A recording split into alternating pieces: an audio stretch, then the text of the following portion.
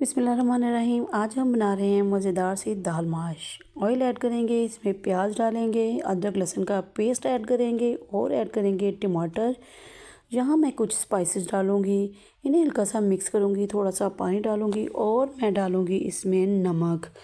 इसके बाद मैं इसमें ऐड कर दूँगी दाल माश और फिर हम इसे हल्का सा मिक्स करेंगे और इसमें डाल दूँगी पानी 1 कप, ताकि दाल टेंडर हो जाए। कवर करेंगे और यहाँ मिर्चों में भरेंगे हम मसाला और बाकी का बचा हुआ मसाला हम दही में ऐड करके अच्छे से करेंगे मिक्स और इसे अब डालेंगे दाल में।